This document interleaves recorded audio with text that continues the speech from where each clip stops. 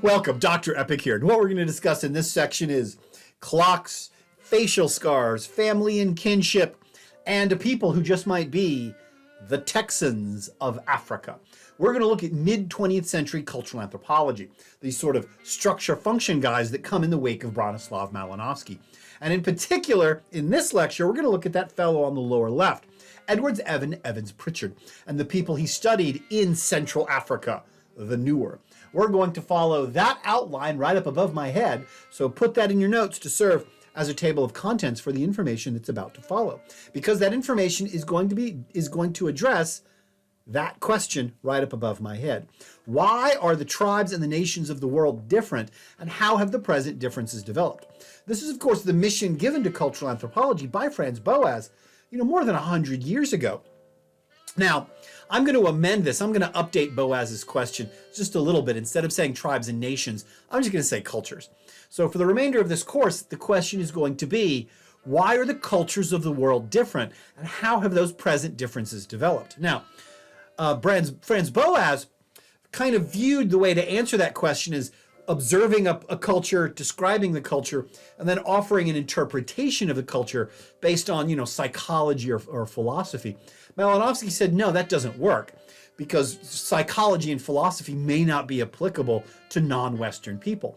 What Malinowski said is you should look at the cultural practices, the cultural structures that a given people are using, and how those structures function, how they fulfill specific needs. Because in the Trobriand Islands, Malinowski showed how cultural practices serve the needs of the individuals. The Trobriand Islanders build and maintain the Kula ring because it serves a function. The Trobriand family is structured in a certain way because it fulfills a need. Even cricket, the thing we talked about before, cricket serves as a surrogate warfare between the different islands so that they don't actually go to war. They just play cricket. So Malinowski showed how cultural practices serve the needs of the individuals of any given population. And you don't need to quote Nietzsche. You don't need to cite Freud. The Trobriand Islanders like the Kula ring because it functions to serve their needs. So this is how Malinowski kind of viewed culture as working. He viewed culture as a clock, working like a clockwork. How you have different cultural institutions, different cultural practices or structures, and they fulfill a function.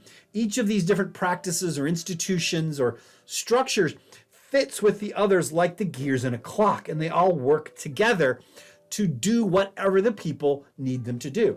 So for Malinowski, people they continue to build, or they adopt cultural structures because they serve the needs of that culture. Such institutions or structures or functions or whatever are generally useful for the people who practice them. And once a cultural structure no longer fulfills this function, the people abandon it. They just quit using it. Now, regardless of how bizarre or strange a practice might be, such structures serve a function. That's what Malinowski said you should do. There's Malinowski right up above my head. He says, if you look at something that to you looks utterly strange, he says, no, look at what function that practice is serving. And we're going to look at a pretty extreme one right here. We're going to look at when people slice their face with razor blades. Now, Malinowski's approach dominated mid-20th century anthropology. It continues down to the present day, even though it's a minority of the field.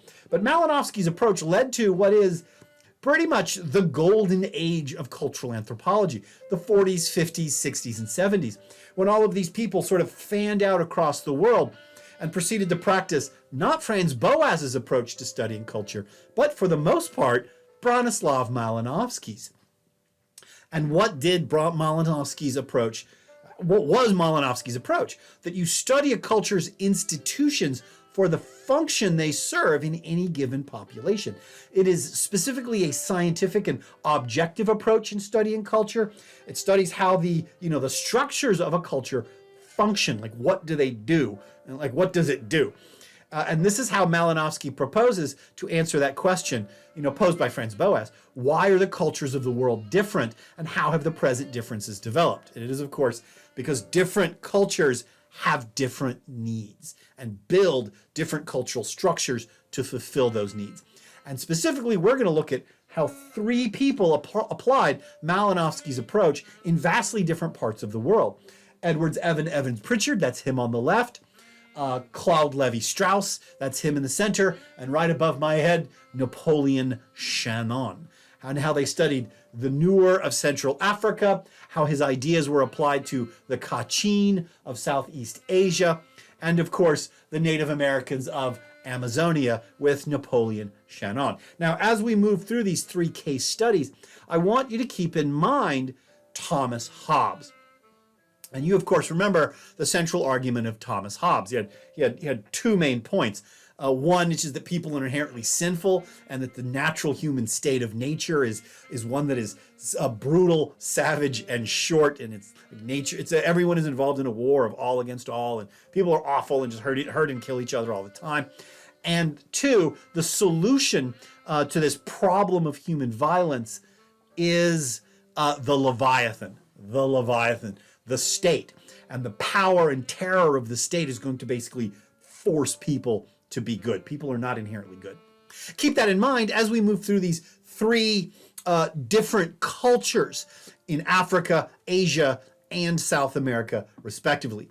Do they support Hobbes' argument? Do they refute Hobbes' argument? Or do they modify Hobbes' argument? Was Hobbes right or was Hobbes wrong when we look at different cultural functions, different cultural structures across the world? Now, we're going to start with Africa. We're going to start with Evans-Pritchard, 1902 to 1973. He was a British anthropologist who spent his career in sort of North Central Africa, studying a highly unusual people who live there called the Nuer. And specifically, he was looking at their political and social institutions, describing how these cultural structures function to meet their needs. This is, of course, pure Malinowski. There's not a lick of Franz Boas in this. There is one of his more famous books, simply called The Nuer, a description of the modes of livelihood and political institutions of a Nilotic people. Institutions, you see, when Margaret Mead wrote Coming of Age in Samoa, she put it's a psychological study. That's a classic Boasian approach. But when Evans-Pritchard is writing about political institutions, that's pure Bronislaw Malinowski. It made his Central European heart beat a little faster. Now, who are the Nuer? Those are the Nuer, the people with those very distinct facial scars. Now, the Nuer are a sizable coalition of tribes that have historically been remarkably successful at maintaining and defending their way of life in North Central Africa. They are very close-knit. They're a group of people that have a lot of solidarity among them. And they're very distinct because they practice a type of facial scarification called Gar, G-A-A-R. Gar, it's right there. The pattern of Gar, the pattern of the scarification, the lines and the dots on your face, indicates what lineage and clan among the Nuer you belong to. So if you are in North Central Africa and you see someone, across the market who has this facial scarification, you can see the Gar and immediately you know that A, they're Nuer, and if you know the pattern of the Gar, you know exactly what family, lineage, and clan that individual belongs to. And that's very important as we describe their unusual kinship structure in just a tick. Now, the Nuer live in a very rough part of Africa. They live in that part of Africa. That's what the Nuer homeland looks like there on the upper left. The Nuer live in an area of Africa called the Sahel. The Sahel is a sort of semi-arid mix of savanna, rocky deserts, and scrub forests just south of the Sahara Desert. If you look at the map right up above my head, it's that sort of orange-yellow band that stretches just south of the Sahara Desert across the width of Africa. And the Sahel is a very hard land. It has these very mercurial weather patterns that are very difficult to predict. You can have one wet year followed by 3 years of drought, followed by 5 years of torrential rain. It's a very mercurial part of the world. It's prone to sudden droughts, which means that people have to be able to move. You have to be semi-mobile if you're going to live in the Sahel. You have to move away from areas that are dry towards areas that are wet. And the dry and the wet areas are totally unpredictable because they depend on these completely, unknown weather patterns. What is a wet place one year can be completely dry the next. What is a dry place one year can be wet for the next 10 years. It's a very, very odd part of the world. It is a very tough part of the world. Living in the Sahel, making a life in the Sahel requires a hard life and hard people. And to meet this demand, to be able to move, like a lot of people in the Sahel, the Nuer rely on two main things. Cattle ranching, supplemented by small-scale growing of millet and corn. They are a pastoralist people, so they primarily depend on cattle. They are into cattle. They're into cattle like the way a few people are into cattle. And they do this in order so that they can be able to move around the Sahel. If a drought hits, they can literally just move their cattle from point A to point B. They can move it from a dry area to a wet area, and they can replant their fields. Millet and corn are pretty tough plants. And so they can survive a small drought. As long as the drought's not too bad, they can survive. But they can just uproot their plants and just move them, again, from A to B. Now, the problem with relying a lot on cattle is that cattle are mobile and cattle can be stolen. And historically, traditionally, societies that rely on pastoralism, societies that rely on cattle ranching, tend to be really, really rough societies, because one of the best ways you can ensure that no one attempts to steal your cattle is just to have just an absolutely terrifying reputation.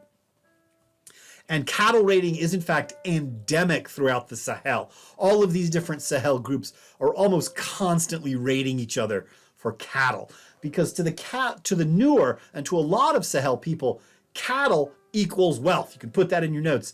A little cartoon of a cow, an equal sign, and a dollar sign. To the Nuer, like a lot of people in the Sahel, cattle is wealth. Cattle is status. Cattle is a health, and it means your kids are going to have milk tomorrow. Cattle is everything to these people. Cattle is all important. And as we'll see, cattle, you can't even have a family without cattle. The Nuer, there's a Nuer. See, that's a different pattern of gar on his forehead, so he belongs to a different lineage and clan than those women we saw earlier. However, in this very tough land, the Nuer have been remarkably successful. Indeed, they're one of the most successful of any of the groups in the Sahel. Historically, they have fended off both the European empires in the 19th century, these very aggressive Afro-Arab states to their north, largely because they have this very unusual political and social structure. The Nuer do not have a kingdom. The Nuer do not have a president. The Nuer have something that Evans-Pritchard called the Segmentary Lineage. The Nuer have proven themselves capable of surviving devastating wars. They have never lost a war, and are very resilient during these periodic crop failures and droughts of the Sahel. The Nuer are a tough people in a tough land and do very well. In fact, in that picture right there, immediately to my left, that is a very young Evans-Pritchard recruiting the Nuer to go fight in the Second World War. So Evans-Pritchard is interested in these people. He's interested in these people. They look unusual. They're in a very rough part of the world, and they do very well in this rough part of the world. They're very unique peoples, and this is why Evans-Pritchard was so interested in them. Specifically in what made the Nuer so successful in a region of the world where a lot of people really struggle to get by. And this is all the more impressive because, like I mentioned earlier, the Nuer have no government. Just like the Trobriand Islanders, there is no Nuer president, there is no Nuer king. In fact, there never has been. In fact, the Nuer seem to actively hate anything that even smacks of central authority or a central government altogether. In fact, they think the idea of being submissive and subordinate to a government is absolutely horrifying. No proud people would ever bend the knee to an elected president. That is an alien and bizarre idea to the Nuer. Evans-Pritchard came to the conclusion that both the strength and the freedom of the Nuer lies in their unusual system of kinship, a confederated system of families and clans that he termed the segmentary lineage. And the segmentary lineage, here's the formal definition of segmentary lineage. An acephalous socio-political system by which different lineage segments are joined together by established kin relationships and are linked by a common, usually mythical, ancestor. And you can see the guy right up above me, he's got the same pattern of gar as that fellow in the previous slide. So you know that those two guys are A, Nuer, and B, they're related.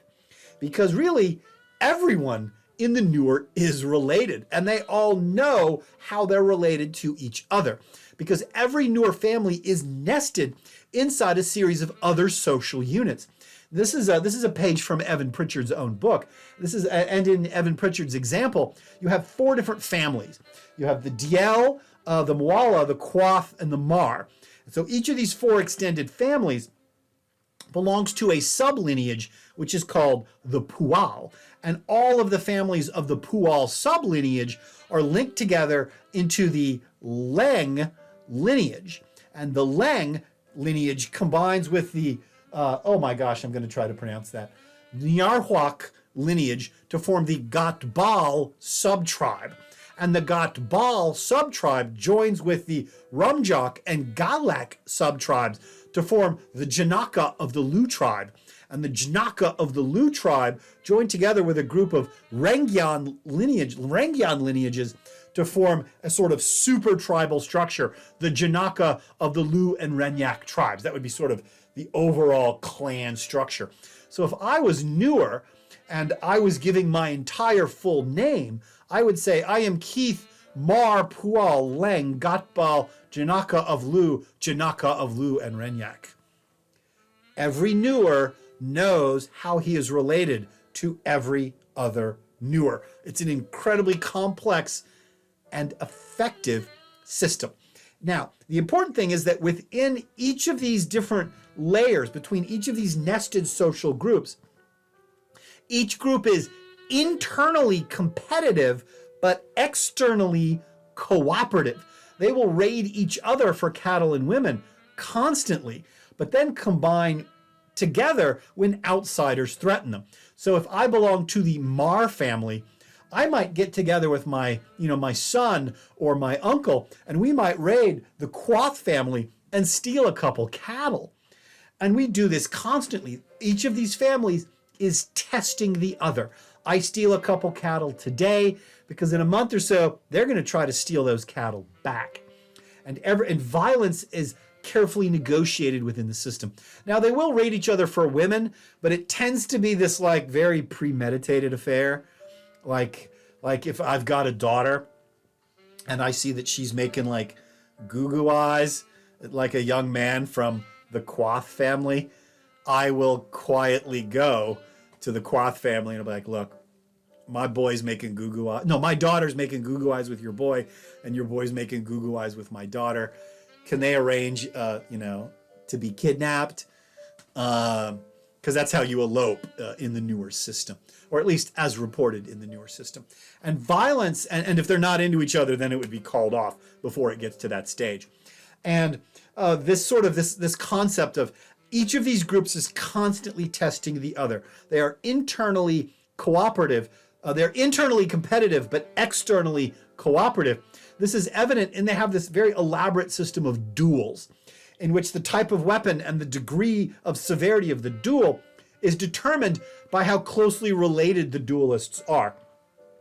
Like, say, for instance, I steal these 2 cattle from a nearby family, and they are really upset. That was like his prize-winning stud bull I stole. He is really upset. He's so upset that he's not just going to steal cattle back, but he wants to like really teach me a lesson. But he's not just going to hunt me down and shoot me. What it is he's going to complain to the elders, and the elders are going to complain to me or to my elders, and they're going to set up a duel. All right. And what weapons we get to use in this duel and how like severe the duel is depends on how closely related we are. Brothers will just duel with fists. Members of the same family will sometimes duel with clubs. Members of the same lineage, like these two fellows right up above my head, they are dueling with spears. And again, how closely related these two guys are determines the severity of the duel. It might just be until blood is flowing. It might be till somebody gives up. It might just be till the elders step in and say, no, it's over. You've had your say. And in fact, at the very highest level, different maximal lineages have actually been known to engage in duels with AK-47s. They're each given a couple bullets and shoot at the other person. But that's a very, very severe duel. Now, I showed you the example that Evans-Pritchard gave back in the 1940s and 50s. Here is a more sort of modern reconstruction of how the segmentary lineage system works. Right up above me, the lowest level, those are the extended families. The extended families are bound together into minimal segments. The minimal segments are bound together into major segments, into minor segments. The minor segments are bound together into major segments, and the major segments are bound together into a single maximal lineage. And everyone knows how everyone is related to one another because they know when the different families come into intersection. And again, the entire system is internally competitive, but externally cooperative. So the different minimal segments will raid each other for cattle, or they might combine to raid another minor segment, or different groups of the same major segment will raid another part of the major segment of the Nuer people. They are constantly testing one another all the time. And when tempers get too frayed, they go to the duel system. So here we have this segmentary lineage. And now the segmentary lineage system, as opposed to the cooler ring that we talked about, provides a built-in social network for mutual defense, mutual dependence, and protection against famine, without making any one lineage subordinate or submissive to any other lineage, and without any kind of centralized leadership or government. It's literally just one family helping out their relatives because they're all related and they all know exactly how closely related they are, even if they haven't intermarried in 1 or 2 or 300 years. So all of these segmentary sections, while remaining competitive, engage in large-scale cooperative behavior, giving them a distinct advantage over these neighboring groups. Some anthropologists have even criticized this segmentary lineage system and emphasized how it is almost this like military-style organization.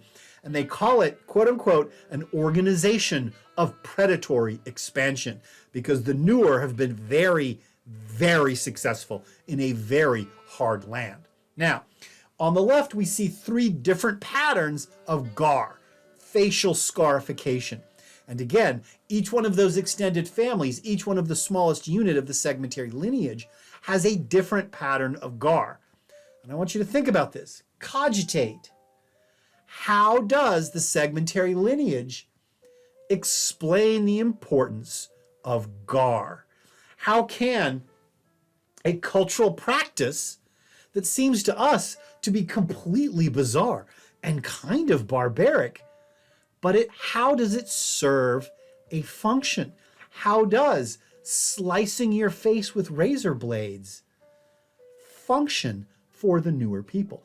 Now, I used to show a YouTube clip at this part which shows someone receiving their gar, but it's tended to squick out a number of people over the years. So I just used this image about how the gar is created in this young woman who is preparing to get married. The Nuer consider gar to be a form of beauty. They consider a woman with an intricate system of gar on her face to be the height of beauty. A man with his family's gar on his forehead to be the height of being handsome.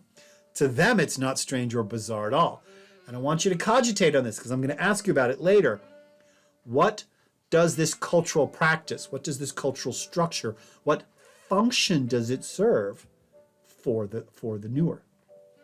Now, the importance of cattle. Cattle are everything. Cattle are never owned by individuals.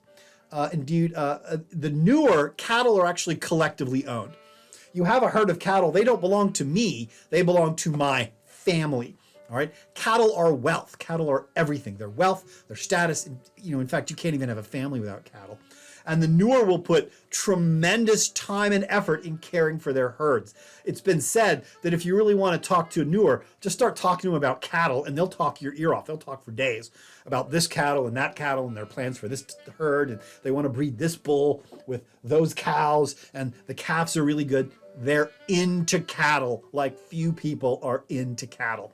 And in fact, cattle are traditionally presented as dowry for your bride. You cannot get married without cattle.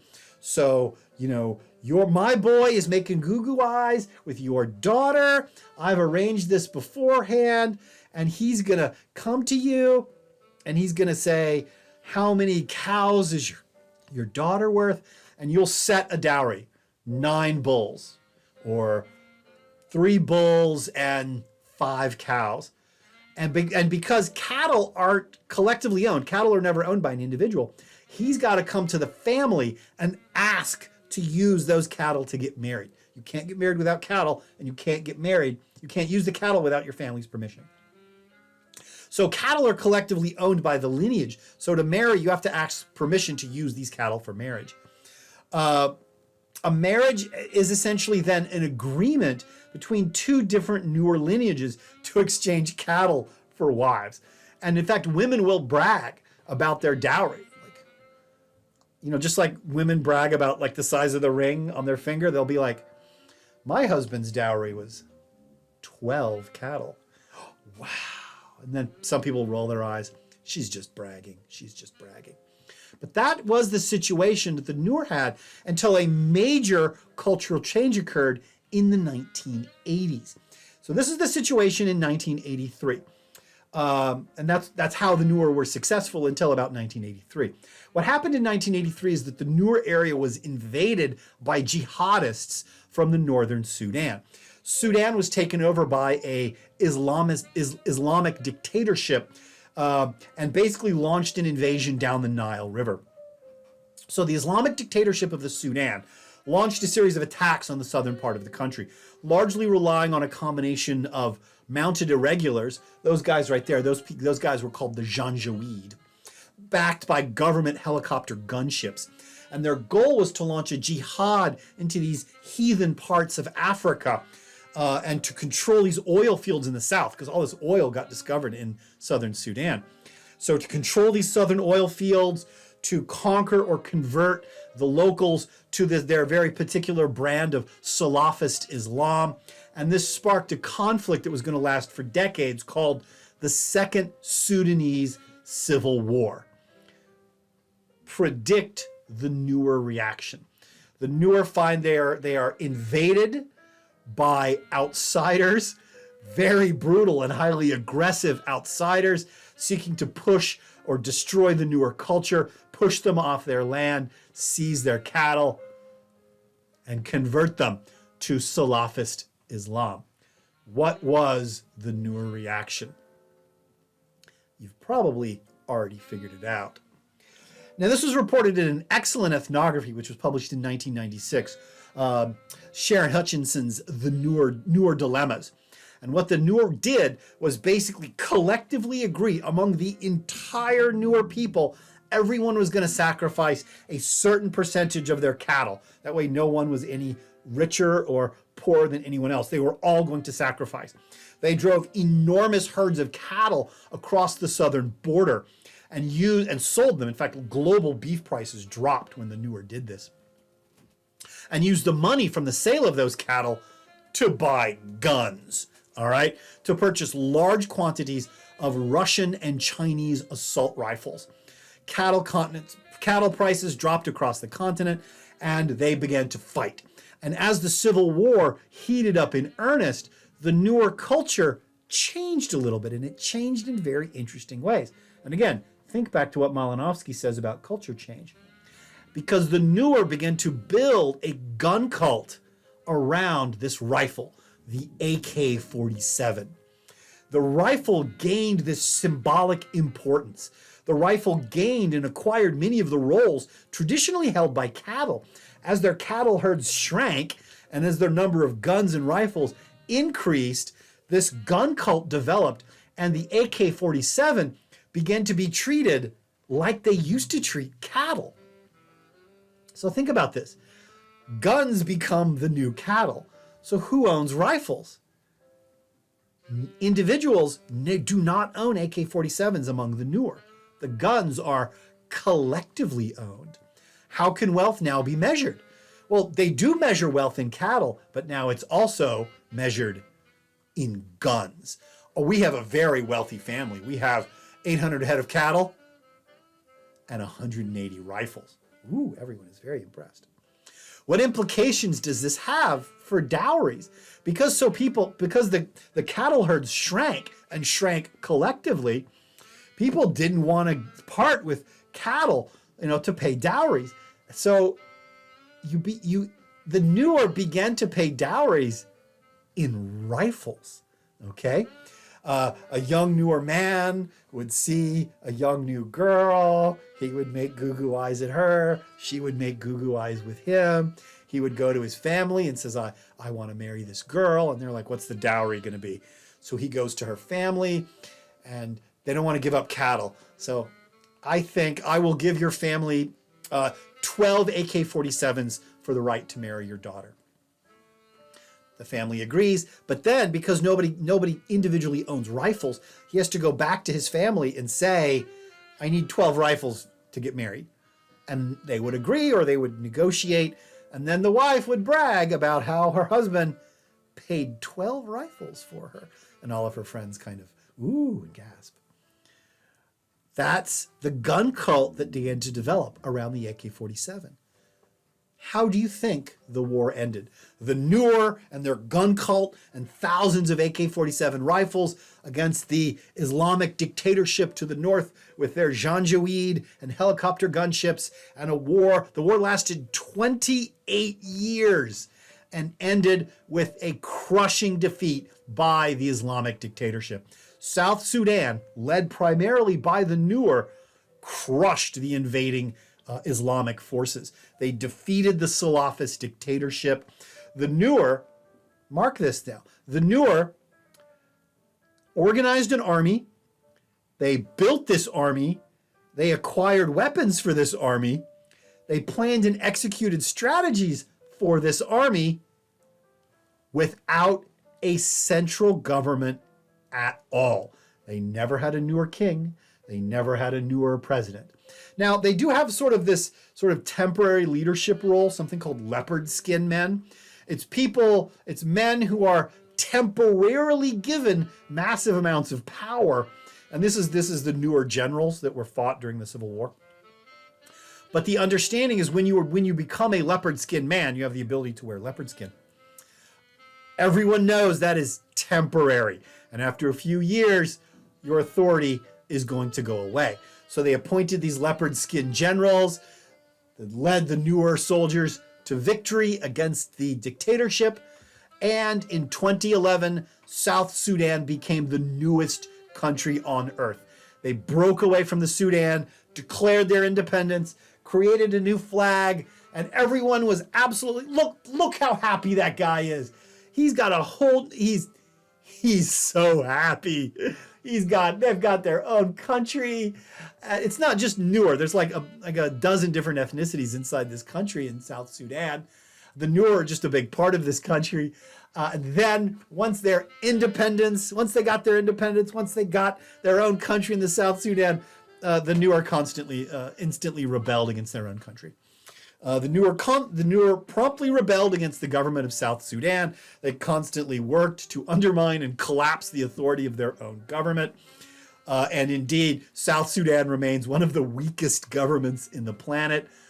Basically, the government is really only able to exercise authority in the capital of Juba and on a couple highways, and that's absolutely it. The government of South Sudan has almost no authority outside, in the countryside itself. It's barely capable of exercising, collecting taxes or doing anything.